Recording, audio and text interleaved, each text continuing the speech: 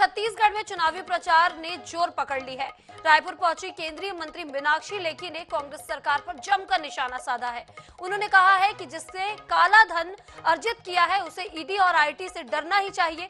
इसके अलावा मीनाक्षी लेखी ने दावा किया है कि छत्तीसगढ़ में प्रचंड बहुमत के साथ भाजपा की सरकार बनने जा रही है। केंद्रीय मंत्री मीनाक्षी लेखी ने खास बातचीत की हमारे संवाददाता स्वप्निल गौरखेड़े से। हमारे साथ बातचीत करने के लिए मौजूद हैं केंद्रीय मंत्री मीनाक्षी लेखी जी। उनसे बात करेंगे। मैडम, छत्तीसगढ़ दौड़ा हुआ है, गरियाबंद आप जा रही हैं, भाजपा के पक्ष में कैसा माहौल यहाँ पर आप देख पा रही हैं? मुझे पूरा भरोसा है कि वहाँ भूतेश्वर जी का मंदिर है तो जाहिर तौर पे उनका आशीर्वाद भी प्राप्त होगा और छत्तीसगढ़ के अंदर तो भाजपा के पक्ष में माहौल है।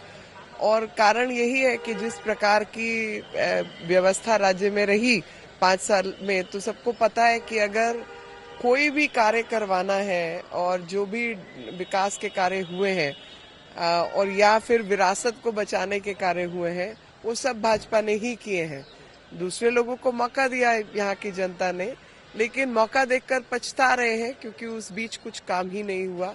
और इस बार पूरा का पूरा माहौल भाजपा के पक्ष में खड़ा है। चुनाव जैसे जैसे नजदीक आ रहे हैं मैम, वो सीएम भूपेश बघेल जो है वो घोषणाएं कर रहे हैं। कर्ज माफी की घोषणा उन्होंने की है, जिसकी बदौलत 2018 में उन्होंने सरकार बनाई थी। इस बार फिर से घोषणा कर दी गई, कैसे देखते हैं इसको? देखिए, मुझे लगता है कि जनता बहुत समझदार है और जनता को पता है कि ये छोटे छोटे चीजों की बात करके लोगों को गुमराह एक आध बार किया जा सकता है, पर हर बार किया जाएगा ऐसा नहीं है। क्योंकि हम सबको मालूम है कि किस प्रकार से केंद्र सरकार ने एमएसपी बढ़ाया। हमें पता है केंद्र सरकार ने पानी से लेकर खाद तक की व्यवस्था करके दी। हमें ये भी पता है कि गोबर के नाम पर स्कैम हुआ है यहाँ पर। अब सब कुछ ही गुड़ गोबर कर दिया कि 2 रुपए का माल 10 रुपए में बेचना चालू कर दिया और सब्सिडी के नाम पे जो पैसा है वो बटोरना चालू किया। उन तक लोगों को पैसा का लाभ मिला जिनके घर में गाय नहीं है। तो ये अव्यवस्था से जनता तो परेशान है और इस तरीके के स्कैम से भी परेशान है। और वो मालूम है कि छोटे मोटे चुनावी घोषणाओं से कुछ होने जाने वाला नहीं है, क्योंकि असलियत में जनता का ही एक जेब से माल निकाल के दूसरी जेब में डालने की अव्यवस्था पैदा करने का काम यहाँ की सरकार ने किया है। और जनता जागरूक हुई है। एक बार मौका देना था वो दिया, लेकिन अंजाम भुगता कि लबरू डबरू का सरकार कब तक चलेगा। लगातार एक आरोप ये भी लगा रहे हैं कि छत्तीसगढ़ में भाजपा चुनाव लड़ रही है ईडी आईटी, इस पर क्या कहेंगे? मुझे एक बात बताइए, पूरी जिंदगी हम लोगों ने कांग्रेस के स्कैम्स का विरोध किया। पूरी जिंदगी हमारे पूर्वजों ने इमरजेंसी जैसी स्थिति देखी।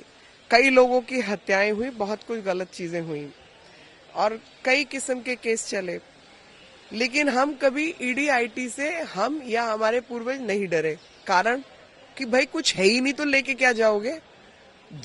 ईडी आईटी का डर उसको होगा जिसने काला धन जमा किया या जिसने गैर कानूनी ढंग से लोगों का नुकसान करके अपने पास पैसा जमा किया। आप जैसे लोगों को, मेरे जैसे लोगों को, हमारे साधारण महिला मोर्चा की बहनों को ईडी आईटी क्या करेगा? उसको पता कुछ निकलना ही नहीं। तो जिन्होंने पैसा जमा किया, चोरी चकारी की, उसको पुलिस का डर होना स्वाभाविक है। हम लोगों को पुलिस से डर लगता है। हम तो पुलिस के पास जाते हैं मदद मांगने के लिए कि भाई हमारी मदद करो, कहीं चोर वोर आके कुछ सामान, हमारा कानूनी सामान चोरी ना करके ले जाए। ईडी आईटी का डर, पुलिस का डर चोरों के मन में ही होगा जिन्होंने जनता को धन लूटा है, प्रदेश का धन लूटा है, देश के साथ धोखा किया है। आम आदमी को क्या फर्क पड़ता है? आप में से किसी को फर्क पड़ता है जी? नहीं पड़ता, किसी को नहीं। आपको पड़ता है? नहीं पड़ता। क्या ही कर लेगा आके? जो है, जो पैसा है वो तनख्वाह आती है, उससे घर चलता है। जो बचाया उससे बचाया, अगर कुछ बचाया तो, नहीं तो बचता ही नहीं होगा। और कुछ बचेगा तो नियम और कानून के हिसाब से। तो ईडी आईटी क्या कर लेगा जी? ईडी आईटी का डर उसी को है जिसने काला धन घोटाले करके जमा किया हो। बात करने के लिए धन्यवाद मैम। ये थी केंद्रीय मंत्री मीनाक्षी लेखी, जिन्होंने कई मुद्दों पर बेबाकी से बात की। उन्होंने साफ तौर पर कहा कि छत्तीसगढ़ में भाजपा के पक्ष में माहौल है। साथ ही उन्होंने कहा कि प्रदेश की कांग्रेस सरकार है, उन्होंने 5 सालों में जनता को ठगने का काम किया है। कैमरामैन मलकीत के साथ स्वप्निल गोरखेड़े, INS न्यूज रायपुर।